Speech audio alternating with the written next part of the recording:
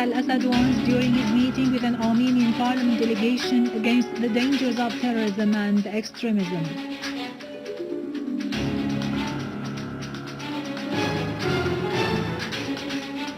Al-Jaafari stresses that the support of Turkish army for terrorist groups in Kasab represents a dangerous escalation.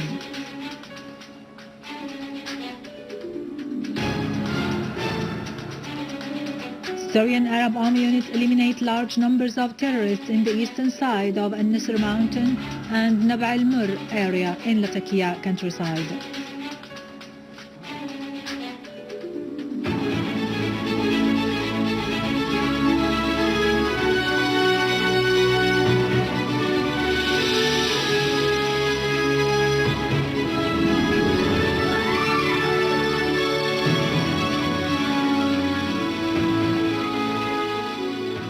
Good afternoon, ladies and gentlemen. I'm Iraqi Krikorian from the News Center in Damascus. President Bashar al-Assad has received an Armenian parliamentarian delegation headed by Member of Parliament Samuel Fermanyan. The members of the delegation conveyed to President al-Assad a verbal message from the President of the Republic of Armenia, Serge Sarkisyan, in which he expressed on his behalf and on behalf of the Armenian people his condemnation of the terrorist attacks on the city of Kasab, supported by Turkey.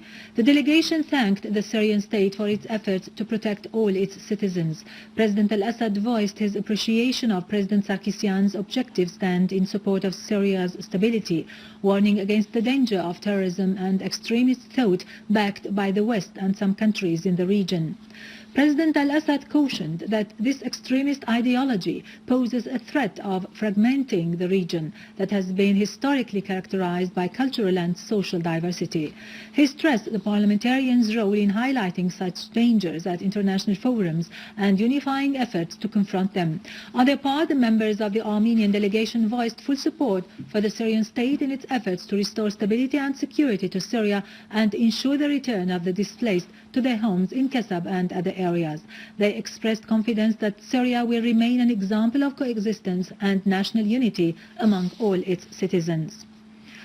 During their meeting with People's Assembly Speaker Muhammad Jihad al-Laham, the Armenian governmental delegation strongly denounced the Turkish military aggressions in Kasab, north of Lattakia Governorate, which forced the people there out of their homes. The members of parliament at the Armenian parliament called on their government to take the necessary steps, urging the Armenian communities in the countries of expatriation to unify efforts to defend the Syrian Armenians. They said Armenians across the world have been stunned by the events in Kasab. Within the same context, Prime Minister Wael al-Halaqi received the Armenian parliamentary delegation. Talks centered on the Turkish involvement in the deportation of the Armenian citizens from Kasab during the terrorist attack launched on the town, which brings back to mind the annihilation and deportation operations committed by the Ottomans against them about a century ago. Stress was also laid on the need to convey the facts about the terrorism facing Syria.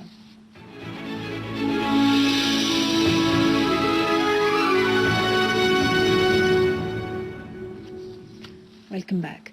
Syria's permanent representative to the UN, Dr. Bashar al-Jaafari, has said the Turkish army has been covering the terrorist operations of the armed groups in Kasab in Lattakia countryside, and the Israeli occupation authorities have been offering them support in the disengagement zone.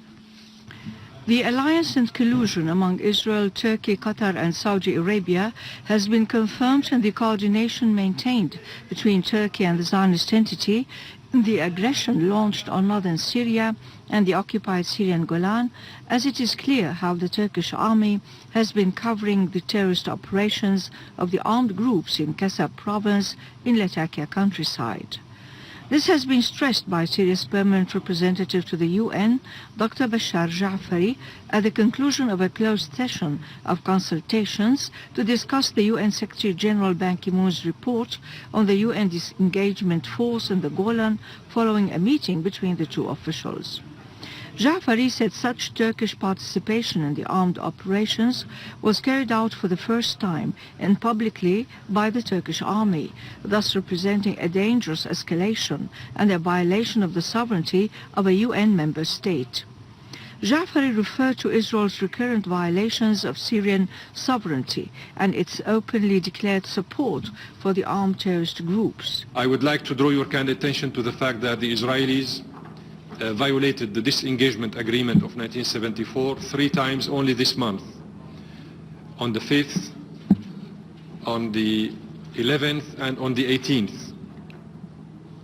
Then on the 5th actually, on the 11th, the 11 Israeli soldiers crossed for the first time the separation line and penetrated the other side of the Syrian territory. That was mentioned in the Secretary General report. Besides that, the SG report states that the UNDOF forces have had noticed the appalling crime perpetrated by the terrorist groups operating in the separation line under the direct Israeli protection when they beheaded 5 Syrian soldiers who were positioned next to the separation line. That was mentioned in the report of the SG himself. Besides that, we all know that the Israeli also military fighter jets violated our airspace and shelled one of our positions. All these informations are included in the SG report. In reply to a question, Jaafari expressed concern over possible attacks that may be carried out by the armed terrorist groups on the convoys transporting chemical weapons to Lattakia and the risk of a new terrorist attack to be perpetrated with chemical weapons. Units of the Syrian Arab Army chased terrorists in the northern countryside of Lattakia, killing and wounding dozens of them. The Syrian Arab Army targeted terrorist gatherings in the eastern front of Al-Nisr mountain and the surroundings of Nab al-Mir area, eliminating scores. A military source said that Syrian Arab Army units also targeted terrorist dens in the areas of Al-Ablaq, Al-Qantara and Jabal al-Kuz. In Homs, Syrian Arab Army unit found a tunnel dug by terrorists and used for their movement and transferring weapons between the neighborhoods of the old city in Homs. The tunnel extends from Al-Qarabis neighborhood to Al-Corniche street, the officers' club and the post office full of digging tools, mounds filled with sands and mines. Meanwhile, al-Ekhbariya photographer Nibal Ibrahim was wounded in his foot by terrorists when he was preparing a report about the tunnel. Specialized authorities confiscated 8 stolen relics dating back to the 1st and 2nd centuries AD. The terrorists had stolen these artifacts from different historical sites and kept them hidden inside their dens in Al-Basatin area in Homs countryside in order to smuggle them outside the country. The creator of Palmyra Museum, Dr. Khalil al-Hariri, said that the pieces represent 2 heads of Palmyra priest, part of a funeral scene and part of semi-picture of Palmyra lady, in addition to half a statue of a priest, adding that the museum has already received these pieces from competent authorities. Russian Deputy Foreign Minister Mikhail Bogdanov has said Russia's stand regarding the crisis in Syria is based on respect for international law, the UN Charter and UN Security Council's resolutions. He voiced his country's hope that the talks among the various Syrian sides would be resumed and cooperation maintained with the UN and Washington for the Convention of Geneva III. In Iraq, Desert Operation Forces foiled an infiltration attempt by al-Nusra terrorists to infiltrate from Syria to Iraq across al-Rutba and al-Qa'im desert, killing and wounding dozens of them and capturing 3 others. Clashes between Iraqi troops and terrorists who tried to occupy An-Naba area north of Baghdad resulted in the killing of 17 terrorists and destruction of 6 vehicles.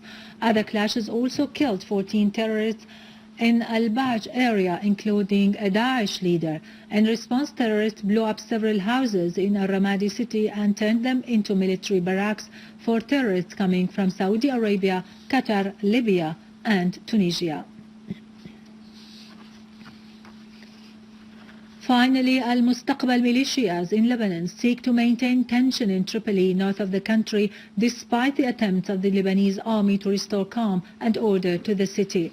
Unknown gunmen assassinated this morning a Lebanese soldier near the Bolivar area as the clashes renewed in the city last evening between the army and the terrorist militias, who are directly supported by Saudi Arabia and al-Mustaqbal Current. The tension follows the efforts of the Supreme Defense Council imposing a plan to restore security to the city in coordination with military leaders. With this, we end our news for today. Thank you for watching. For more details about Syria and the region and to view this bulletin again, you can always visit our website in English, syriaonline.sy. Now to latest business and market news with Vani Genjian, but after a short break.